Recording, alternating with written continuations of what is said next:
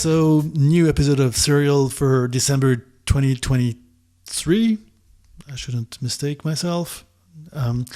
Last month of 2023.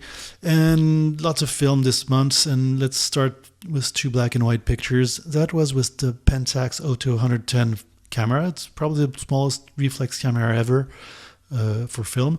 Using 110 format film, and that was lomography black and white film Orca 100. I want to say, really, lomography really does a great job of keeping those film cartridges alive. They propose some incredible film in that format, and they're almost the only ones doing so. But there's some incredible cameras out there, so please keep doing so. It's great. Here I had a technical problem. I don't really know why, but these are basically two photos out of the street that came out exposed. The rest of the film, which was 24 photos, is basically non-exposed. So maybe the battery died on me in between the shots. I don't know. And the small star-like, blurry star-like thing that you can see overlaying my image on the right and a little bit on the left, that's all over the film. So I really don't know what happened here. Quite the curiosity. Probably will never know, but there's a new film in that camera, so if the camera comes out with no expositions on the whole film and those weird things, then I'll know that my Pentax 110 probably broke down. Going to digital now, that's with those two pictures are not per se that interesting, but it's a camera I would like to make a video about, so I've been testing it for actually years now. The Leica Digilux 1, it's a CCD based camera from the early times of this century. So the sensor was made by Kodak, and at the time it's really not, I think it's a 4 megapixel, I'm not even sure now. But the CCD is coded with CMYK color coding, not RGB, and those first cameras used that, I believe, to increase the sensitivity or the sensibility or the color accuracy. I'll talk about that in a separate video. They quickly switched to RGB like many of the other cameras, because Canon also did that with CMYK sensors. So, but what I found interesting is this Digilux camera has an incredible lens on it. So basically the lens is kind of flawless. I'd love to have that lens on a modern camera, actually, because it's really the top-notch Leica kind of zoom lens. But here you definitely, because of this, you get the sensor's character and nothing else. And we can see how the highlights tend to distort towards magenta, and that's probably linked to the color coding, but I'll do a video about this. And those two pictures were from my previous kitchen in Geneva, with a TV tower on the left. Going to film, this is APS format film. For those who've been following this series, I've been started years ago. APS film is probably the last modern film format. Nobody today makes new film cartridges. I wish they would, because there's tons of incredible cameras that are APS compatible. I have a big stock, so I use those expired films, and that's expired 400 ultra 400 ISO Kodak film. I think expired in 2006. These are the leader and end of the film. I thought they were interesting because of the color they rendered, but expired film around 2006, I believe. Here are photos, actual photos made with a camera I used for this APS film, which was a Canon Xus X1 waterproofed fixed focus camera. Incredibly, the whole film is actually well exposed, and everything is pretty good on that film. So I'm showing you a few pictures coming out of that camera, and I actually really enjoyed using it because it's kind of a really rugged camera. Very compact, and yeah, happy about what came out of it. The color distortion is linked to the expired film. And if you've seen my previous videos about, serial videos, when I use those APS films, the expired ones tend to have those weird colors. Here again, 3 pictures taken with this camera. So that was basically Iceland landscapes, and here also, except for the soup, which is not really what I could describe as a landscape. But yeah, Icelandic landscapes and my feet in one of those hot tubs warmed with the natural geyser water underneath. So incredible country. Here we're switching back to 110 format film using this time a Canon 110EX rangefinder camera from Canon. It's kind of a classic, very compact, basically twice the volume of the 110 film cartridge, and great results. Very precise camera. It's a joy to use. On the left, that's Zurich Lake, and on the right, that's Le Mans Lake in Geneva, with the Salève mountain behind, and really great lens on this camera. And that's Lomography Tiger CN200 ISO film. So thanks again, Lomography, for keeping this format alive. Here again, the rendering of this film is actually really interesting. I'll probably make a video about that. Probably I'll group all the 110 format films from Lomography. But yeah, nice rendering, I think, of those carrots. I kind of like this photo. Or, for example, on the right, that's the Junction neighborhood where the Rhone and Arve River in Geneva join on a night where I think it restitutes well the ambiance. Let's go to another APS film now. We're going back to APS. And that's using probably the smallest ever APS film camera, which was the Fujifilm Photonex 1000IX. It's basically twice the volume of the APS film cartridge. It sort of unfolds. It's telescopic. You open it. It's kind of weird. It feels like a toy, but it's actually very well built. And that's using Kodak Adventix 200 ISO, a film expired in 2001. You see that the borders of the film tend to go magenta in those films. I don't really know why, but yeah, there's probably a good reason, chemically speaking. But yeah, on the left, that's Milan. For those who've seen my previous videos, I had other cameras, so that's a pond I've already taken pictures of with other films. And on the middle and right photo, that's London. Again, those three photos, London, kind of like the rendering both of the expired film, but also of the camera, the way the lens works. Because it's such a small camera, it's autofocus, by the way. It works really well.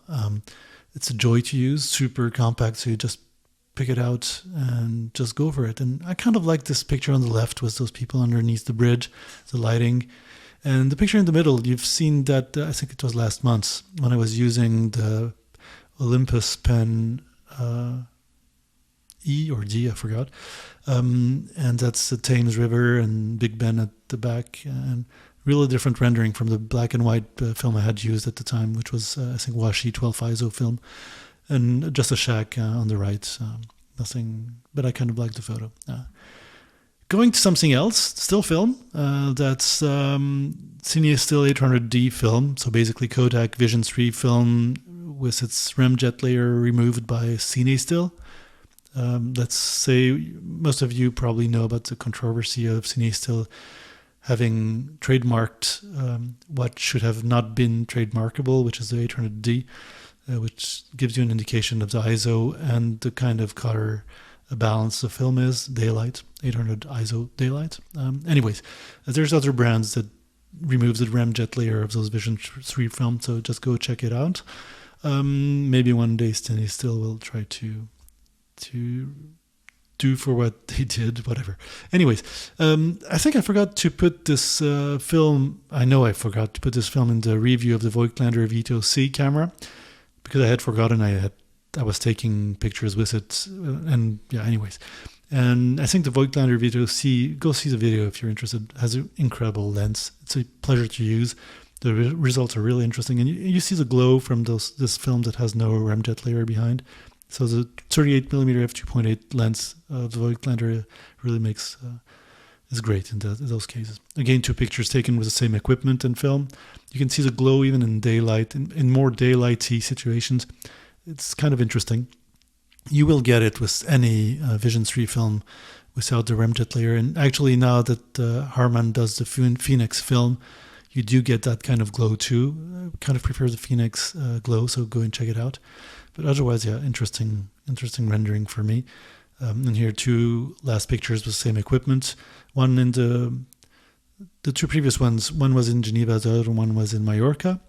And here, the picture on the left, that's a subway in Milan. And in the right, that's an anonymous parking, underground parking, which I found was interesting. The dual photos here where you have, well, dual photo. It's not a dual photo because dual photo is back in front of a scene. But the diptych here is, I found it interesting with the colors and whatever. Here on the left, still same equipment, the Voigtlander's Vito C and the Cine Still 800D, but I found interesting to put those two pictures next to each other because on the right, that's a new camera I've been testing since it came out. I took part in the Kickstarter. That's Alfie Tych half-frame camera. It's got 4 small lenses on the turret on front of its body, and it's a kind of a joy to use. It's a different experience, and that's with Kodak T-Max 3200 ISO film, one of my favorite for high sensibility, because the lenses on that camera are kind of not very open, not very bright. That's the most is f8. Really interesting camera. I'll do a special video about it, that's for sure. I'm just taking pictures with different films and getting used to it to really be able to tell you what my real feeling is about it. Here again, 2 pictures taken with the same equipment, and these are with the best lens on the turret. There's 2 models, one with 4 lenses, one is a really nice lens, which is a 2 lens built lens, which is the one I'm using here. And yeah, again, 2 pictures. So it's not very bright. That's why the T-Max 3200 is interesting. But it works even in low lights, even if you move a little bit. I think the artistic rendering is there, and those 2 pictures give you an idea. But again, I'll be doing a complete video about this camera. Again, very good geometry on this lens. There's the 3 other lenses that are also the 3 only lenses on the smaller, well, cheaper model of the Tych, which this lens is really great, and the geometry is good, and yeah, good character. Here we're going towards something completely different. I'm using the Leica SL2, and actually all the pictures following till the end of this presentation are going to be the Leica SL2, so I won't mention it again. That's my tank for testing all kinds of lenses, and that's using a Rodenstock Trinar Anastigmat lens, 105mm f6.3 from the 1930s that I adapted. It was on a Balda camera originally, but I've adapted it using small tubes, M39 format tubes. Any one of you can do that. Most of them were made in big stocks in Ukraine at the time, so you can find them. They still sell them online. They're interesting. And you can basically adapt whatever you want. Once you've got the M39 tubes, one after the other, you have many tubes to define the precise lens. You can find an M39 to whatever camera you have adapter. And here, what I found interesting, it's a really old lens. You do get some kind of haziness in the middle, but I really like the soft rendering, the old school rendering. On the right, that was a vlogger from India or Pakistan. I thought it was interesting. He was basically doing a touristy thing or whatever, or maybe like me, I don't know. And he was facing the boat you see on the left, so I kind of liked those 2 pictures. Again, with this old lens, that's what you can get also from. It's quite resistant to highlights. It gives you this nice and soft glow. So one picture on the left, that's from my kitchen, my old kitchen in Geneva, with the sun, but also on the right, that's an inside reverberation of the sun on the wall. And I think the glow is really interesting. The rendering is really nice, even though it's an f6.3. Here again, those 2 pictures. Maybe the glow can be disturbing on the picture on the left, but it gives you an old school look. I haven't edited it out. You can actually try to remove part of this glow in Lightroom, for example, or whatever software you use. But on the right, I think it gives you a good rendering of the ambiance, for example, here in Geneva when it's snowing really strong. Or here, snow on the left, that's in Reykjavik, between Christmas and New Year. I really like this rendering of this lens. It's definitely going to be in my once in a while using lens. and it's a keeper. And on the right, that's basically the volcanoes in Iceland below the sun. And actually, that's where the last volcano that erupted in Iceland was the sea on front. Really nice rendering of this lens. Here, two last pictures with the same equipment. I think it's got lots of poetry inside. It works great with this modern body that is the SL2. Going to something completely different in terms of lenses. That's the Pentax. I've already showed you a few pictures in the previous months from the Pentax 50mm f1.2 SMC lens. Incredible lens in low light situations, in high contrast. It's not the clinical perfection you could find in very modern lenses. Got lots more of character. I kind of really like the looks of the bokeh. To me, it really talks to me. It's very interesting. Here again, same equipment. As you can see with the picture on the right, that's a concert at Mengi. It's a small concert hall in Reykjavik, which plays usually experimental music or ethnological music. Really great place to go to if you go to Reykjavik. As you can see, in very high contrast situations, it's a blast. It's really very nice rendering. I'll be doing a video also about this lens separately. I'm kind of, as usual, for those who know me, it takes me months and even years sometimes to finally get to a video where I feel comfortable talking about an equipment piece or whatever.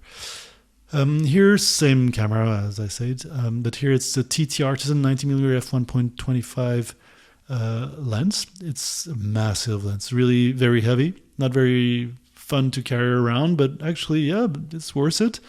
It's nice to use. Once it's out, it's nice. It's kind of heavy, but really heavy. And that was on the left. That was in a club in Reykjavik, which is named Radar. And that was Sarah Pederzani, who was DJing. And even so, the light was really low, even with the 90mm 1.25 and a nice sensor in the SL2. It was kind of hard. But when the lens is used, as on the right, with the better lighting conditions, like here in the Bay of Reykjavik, this lens is wonderful. And again, here, last two pictures for this month. TT Artisan 90mm, great when you take pictures of a neighborhood in Reykjavik under the snow between Christmas and New Year's, because also I think the locals have good taste in the lighting decor of their houses, and with the snow it was just wonderful and really compatible with the character of this lens. So yeah, anyways, I'll be doing also a specific video about this lens. So as you can see, these months have been a little bit scarce in videos, but I've got other things going on. But as you can see, I'm preparing new videos that will come out on all those weird equipments I've been using. So don't hesitate to post comments, questions, whatever. And hopefully it was entertaining as usual, and catch you next time.